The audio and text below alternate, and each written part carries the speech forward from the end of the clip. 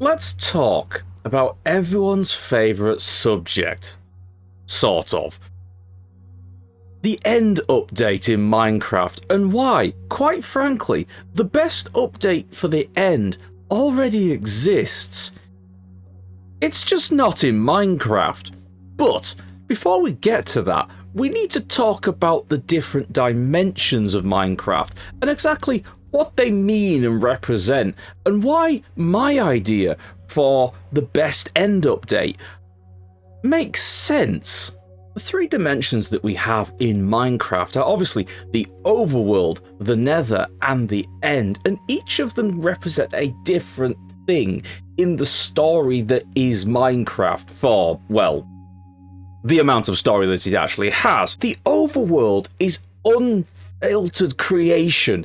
Every single bit of this amazing, endless world is just filled with possibility. You can literally do and build anything that you can put your imagination to in this world. The entire world is an endless colour palette and possibility that you can do with everything that we have access to here. Okay, so concrete is still a 1x1 meter block, but no one's ready for that conversation yet. You can do anything here, and that's what it represents. Comparing something like the endless possibility of the overworld to, say, the nether, this is just a world of endless hatred and anger. If the overworld is creation and passive in that you can do whatever you want, the nether actively wants to stop you. Everything hurts, everything tries to kill you. Okay, except for Striders, but whatever. It is a place of sheer pain. Yes, there's resources you want here. There's gold, there's netherite, there's all these other things, but it is just simple destruction. This place wants you to suffer. It wants you dead. This isn't a place of creativity. This is a place where things go to break, to be destroyed, to be rendered and burnt away into nothingness. You come here, you survive the nether, you take the resources you need, and you get out as quick as possible. We're not even going to include the nether roof because, you know, it's not a bug, it's a feature these days. This world is hateful and horrid.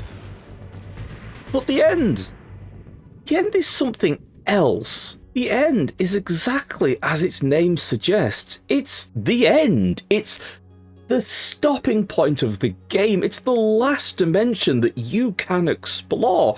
Beyond this, there isn't anything else new.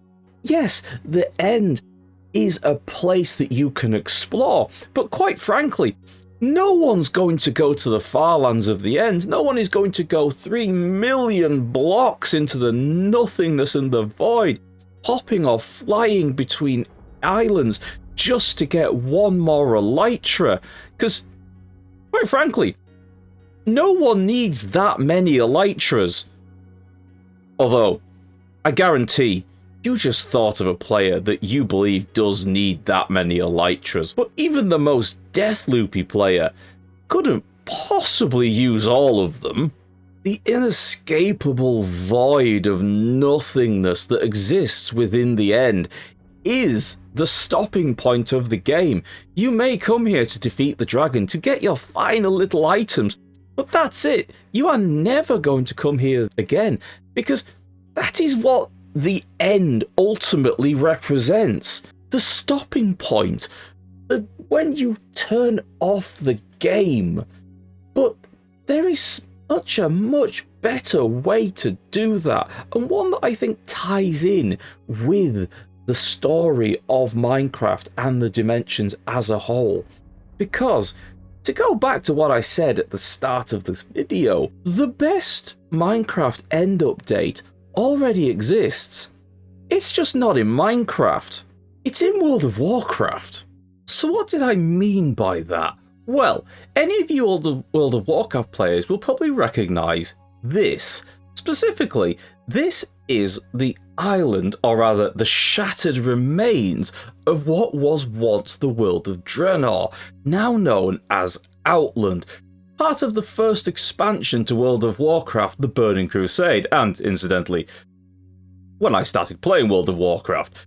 But this is the broken remains of a planet, one that existed and was torn apart by the chaotic forces of when the Burning Legion invaded.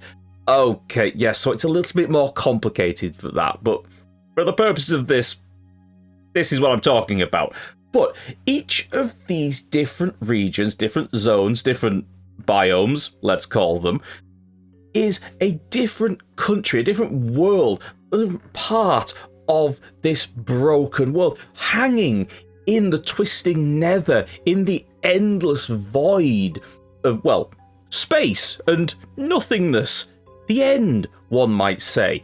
But this is what I think the end should be. It is the end of the game. It is when creation has stopped. It's a world no longer played. It is one that has fallen apart. It is one that has been abandoned, and that remains on this world is just eking out its last few days. Okay, so if you take into the other expansions of World of Warcraft, you do go back and Outland becomes more relevant, but this is a shattered former world. Imagine if you took the overworld and you just left it. You broke it apart and it was picked over, say, by an endless horde of shadow beings that constantly removed blocks and shifted them around.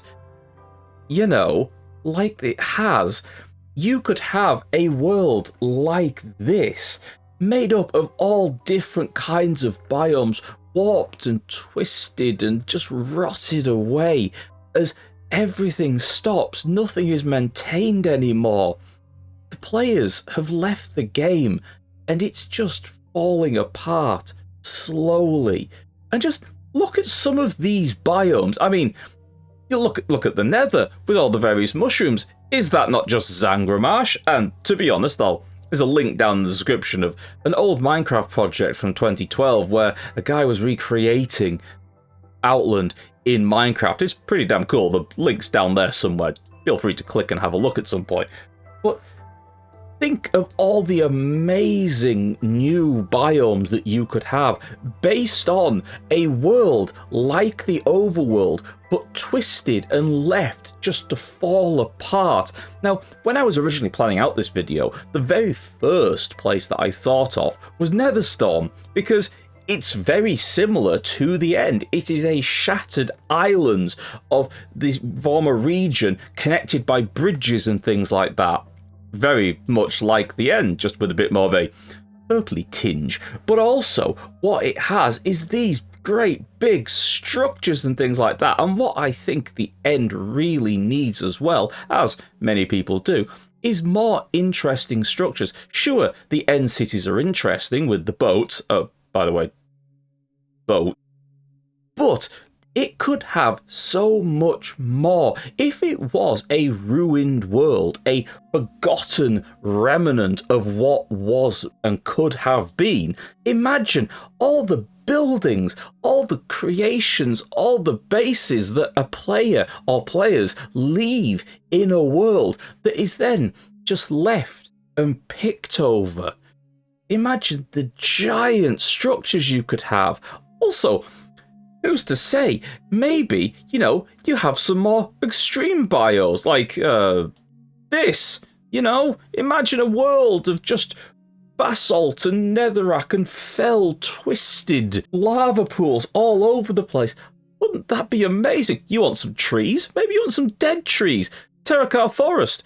Look at this. Imagine these trees, a new wood type. It would be beautiful, maybe a pale sort of purpley colour. That's the light blue wood we've all been craving for so long. It's all possible here. It's just twisted and left. This, I really do think, is the best update that we could have for the end. Don't make it this moon-like surface of nothingness. Make it a forgotten world. One where creation has stopped, the players have left, and now It's just a picked over ruins falling into nothingness.